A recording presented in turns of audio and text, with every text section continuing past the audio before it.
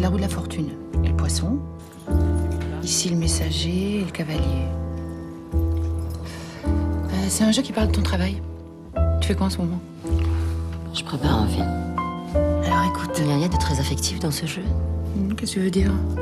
Ça parle pas d'une rencontre que j'aurais pu faire récemment. Avec un homme? Ouais. Là, je vois rien. Ah, tu m'étonnes que tu vois rien. Tu vois rien, de toute façon. De toute façon, je peux rien te dire, je dis rien. Mais qu'est-ce que tu veux me dire? Je veux te dire qu'à l'allure où vont les choses avec Michel, c'est pas seulement ton travail qui est en danger. Alors Brigitte, si vous êtes à Vancouver pour présenter votre film au Vancouver International Film Festival, Les Mains Libres, alors j'aimerais savoir d'abord, c'est un film très autobiographique d'après ce que je sais. Quel a été l'accueil que vous a fait le public vancouverois? Excellent, les gens qui sont restés, qui ont applaudi et qui ont posé des questions, très sincères et je les sentais très touchés par le film. Donc ça a été un très bon accueil. Ouais. Et pour une réalisatrice comme vous, quel est l'intérêt d'être sélectionnée dans un festival du film comme celui de Vancouver, qui est tout de même très loin de tout? Oui, mais c'est l'intérêt, je pense que c'est le même pour tous les réalisateurs, c'est-à-dire que c'est l'avantage de cet art sur les autres arts vivants, c'est qu'on peut envoyer son film à différents endroits de la planète en même temps. Et quand on peut être présent avec le film, c'est formidable de prendre la température de la réception de son film dans des pays si loin des nôtres. Et moi, je suis toujours très contente avec ce premier film, qui est un premier film, de voir que les questions sont toujours les mêmes, les sensations sont toujours les mêmes. Et je me dis finalement, oui, c'est pas seulement le sujet qui est universel, c'est aussi la manière de l'avoir traité qui touche toujours au même endroit les gens. Et ça, c'est assez bouleversant. Est-ce que c'est envisageable des coproductions avec un pays comme le Canada? On parle beaucoup du Québec, évidemment, pour des raisons évidentes, mais néanmoins, Vancouver, il y a pas mal de coproductions qui se font ici, de production. Qu'est-ce que vous en pensez? C'est sûrement envisageable quand le sujet s'y prête. Mon prochain projet ne pose pas cette question-là, de la coopération avec le Canada, donc je sais. Alors, justement, en parlant de projet, est-ce que vous avez un autre projet en tête déjà? Oui, il est déjà écrit, il est en route et on espère tourner l'année prochaine. Ouais. Ça parle de quoi? C'est l'adaptation d'un livre qui a été publié en 1965 par une auteure française. C'est une femme qui a écrit le livre. J'aime pas trop dire qui parce qu'après on dévoile trop vite, c'est pas toujours bien. Mais en tout cas, c'est une histoire d'amour aussi, une histoire d'amour impossible. Tout ce qui est lié à l'empêchement me fascine, m'obsède et m'intéresse. Voilà. Merci.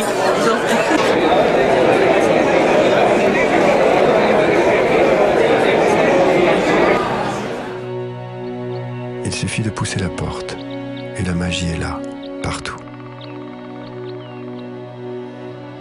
Dans cette vieille forêt pourtant bien réelle, la magie est plus forte que dans les histoires créées par l'imagination des hommes.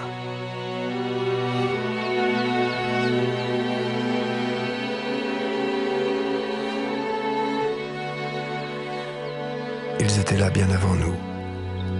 Ils sont là depuis si longtemps.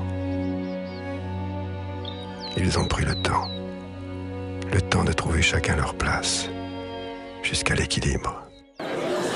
Jean-Michel Bertrand, vous êtes à Vancouver où vous venez de présenter votre film Vertige d'une rencontre, Flirting with Heights en anglais.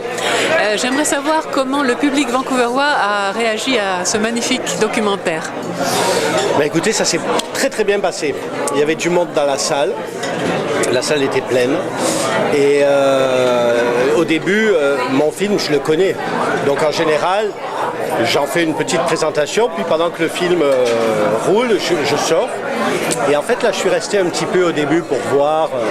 Et la réaction du public a été fantastique. Il y a beaucoup de gens qui rigolaient, on sentait vraiment une salle bien prise par le film. Et la discussion après a duré longtemps. On a eu un beau débat et vraiment un bel échange comme ça. Et ça, c'est ce qu'on aime dans ce type de festival. Est-ce que vous avez senti dans ce public un intérêt particulier pour la nature en comparaison peut-être à d'autres publics? Ah oui, clairement. On sent clairement que le public ici est sensible à la nature. De toute façon, Vancouver est quand même une ville exceptionnelle qui est plantée comme ça au milieu d'un endroit extraordinaire et sauvage. Et on ressent comme ça cette sensibilité. Et ce que je trouve fabuleux, c'est que c'est quelque chose comme ça qui est vraiment général. C'est-à-dire qu'on peut... je fais ce film dans les Alpes, dans mes montagnes à moi, dans un endroit qui m'a vu naître, donc qui est très intime. Et pouvoir partager ces émotions-là avec le public ici, c'est extraordinaire.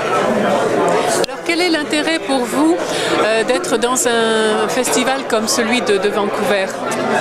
L'intérêt, c'est d'abord de faire vivre le film parce que justement, on fait des films pour partager des émotions. En tout cas, moi, c'est ma vision du cinéma. Alors c'est vrai que ça peut s'appeler documentaire. C'est un film qui est un documentaire, mais qui en même temps est une histoire, en tout cas très personnelle. Donc c'est un film qui est rempli d'émotions. Et le but, c'est de partager ces émotions avec le public et de se rendre compte de cette universalité finalement de ce qu'on peut ressentir quand on est dans la nature.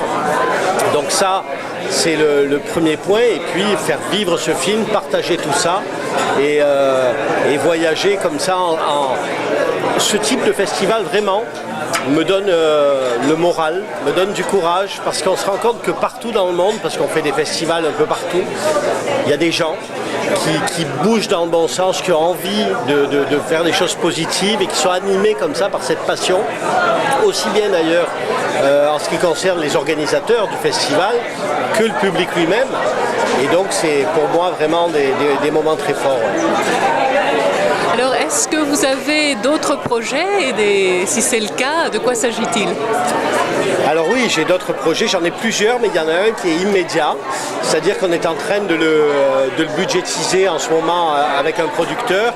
J'espère pouvoir commencer le tournage bientôt, et ça va être une quête un peu similaire à celle de l'aigle, la vertige d'une rencontre, mais l'animal recherché et rêvé, ça va être le loup sauvage dans les Alpes.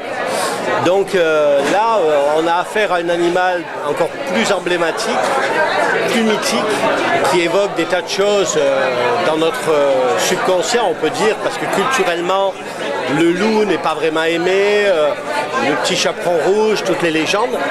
Et donc je pars à la recherche de cet animal pendant 3 ans pour filmer le loup sauvage dans les Alpes, sans artifice, sans aller filmer ailleurs, sans essayer de trouver des loups dressés ou autres.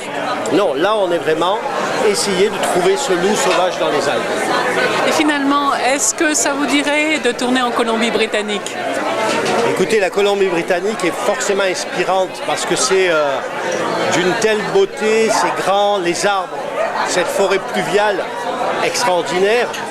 Alors pour l'instant, moi qui ai beaucoup voyagé, qui ai fait beaucoup de reportages et de documentaires un peu dans le monde entier, j'avais envie de me recentrer justement sur mes racines, sur mes montagnes à moi, entre guillemets, et sur ce que je ressens comme ça avec cette proximité. Mais j'ai vraiment envie de faire partager aux miens et de venir voyager ici avec ma femme et mon fils, de venir balader en Colombie-Britannique, c'est fantastique. Ouais, vraiment.